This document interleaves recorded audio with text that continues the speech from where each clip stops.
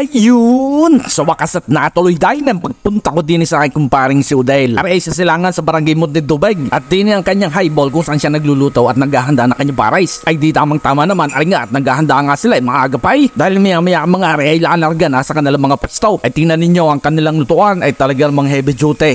Yun, ay isinali na nga ho ang bigas. Ay talaga namang kaunting paluto lang ho yan at napakasarap ho niyan sa pares. O kita nyo ay di bulak na agad maya hahanguay na ho yan. Ang tanong ko naman kay paring Odel ay bakit kasi hindi nga napusto sa ibaan? Ay paano ga naman daw po pisto ay talagang punuan at wala nang matagpo ang lugar nakakasya ng kanyang parisan. Marami naman daw talaga nagsasabi na sana ang kanyang pares ay matikman din sa ibaan. Pero sa susunod daw ho mga buwan ay siguro ay meron na diyan sa night market ho sa bayan ng Ibaan. Abangan. Maya naman ay dumating na yung kanyang asawa at saka yung isa pa niyang anak na galing palengke na milibagan ng mga ingredients. Ay di tuloy ang tagtad ng mag-ama at mamaya ay ari palalambutin na. Yan ang ang panghalaw ay namemerde sa sile. Pati luye kasama na udi yan at ari naman ang sabaw ay di ari pa unang salang pa lang kaya hindi pa tuong nakulo. Tuloy lang ang gayat ay napakarami na rin. Ay sabi bagaw ng ating tropang aray siya daw ay naubos na siguro mga ulong kilong baka araw-araw doon sa kanyang dalawang pwesto. Ay di alas 4 alas 5 ay di namimili, namamalingke, naggagayat. Ari naman ho nagpapabangaw ng kanyang pares. Ay siguro alam nyo kung ano yan, di celery. Tapos yan,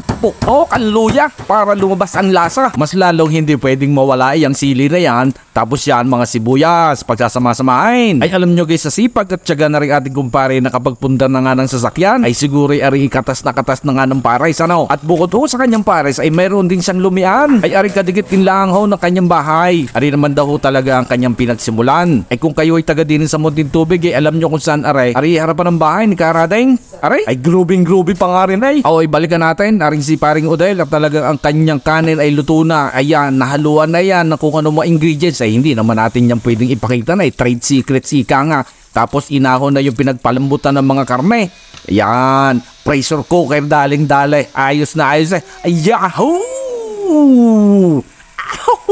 Yan ang nga ho, ang balat ng baka. Maya itatagtarin na yan. Ay talagang nausok-usok. Yan ang sinasabi sa atin ay napila. Yan ako. Ay sige nga, ay ditingnan natin ang pagtatatad ng mga res. Ay, talaga naman. Hulab na hulab ay ang balat.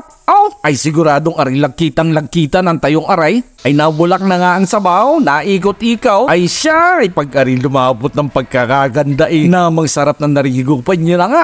Kita nyo gang malapot-lapot na. Ay di lumambot na nga ang mga baka at balat diyan. At pagkatapos so niyan, ay di isasali na natin doon sa kanilang lalagyan na kaldero. At nang mapalambot ang laman at saka ang balat, ay di inilagay na nga rin. Yun na, isinalin na nga ang talaga nagpapasakit ng paa ng madlang people. Ay di pagsasama-samahin na nga diyan yung pinalambot na laman, pinalambot na balat, at saka yung sabaw. Yan na ang nagpapasarap talaga. Ayos na ang pagluluto, ay di isasakay naman o sa kanilang tricycle. Ariho ang napunta na sa kanilang mga pwesto. Ang katulong na ho din syempre ni paring Odel ay di yung kanyang mga anak.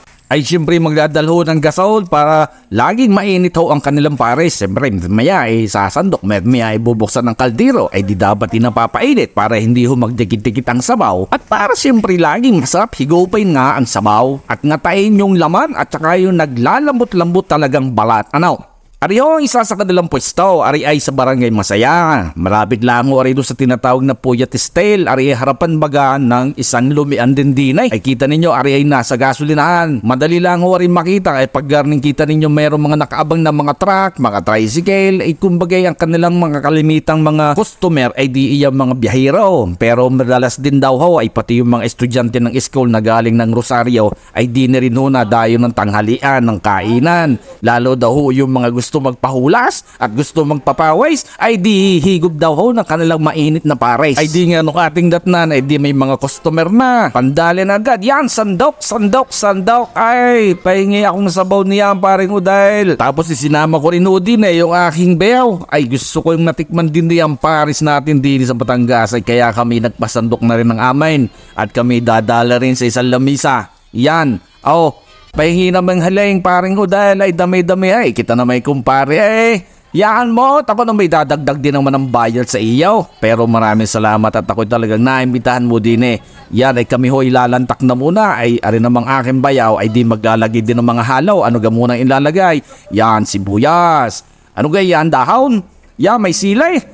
tapos yung kalamansi at yung bawang. O halo-halo, mekos-mekos, paring bayaw at nang malasahan kung ano bagang mararamdaman pag iyan ay humagod na sa iyong lalamunan, ay siyempre ako may dadalhin muna. Diyan muna kayo.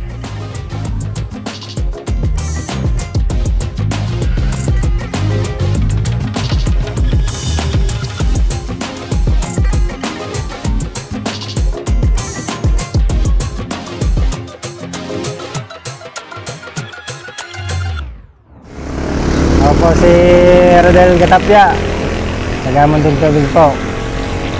Ako po ang may-ari ng Odel Parisan. Nag-umpisa po ako ng Paris nung pandemic. Ayan, tuloy-tuloy na. Dati may lumian din ako hanggang sa ngayon sa Masaya. Nakita ko mas maganda ang Paris at luto na, tatakalin na lang. Kumpara sa Lumay na mas pagod ako doon. Nagising ako ng mga alas 4 ng madaling araw para kumuha ng karning baka.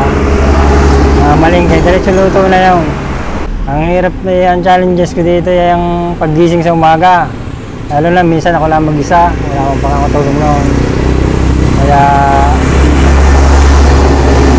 hindi kahit pa ang mga anak na tumulong, kaya yan dire-diretso na rin.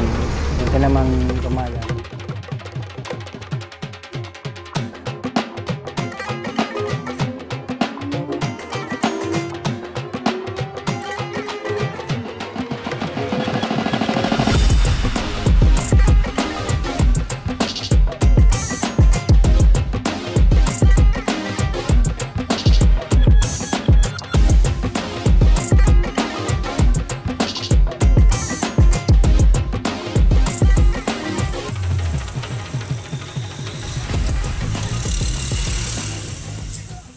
Ay siya, ayan paano mga katrupa, sa susunod na lang ulit at tayo maghanap ulit ng makakainan, ay saan sa susunod din makalibre na,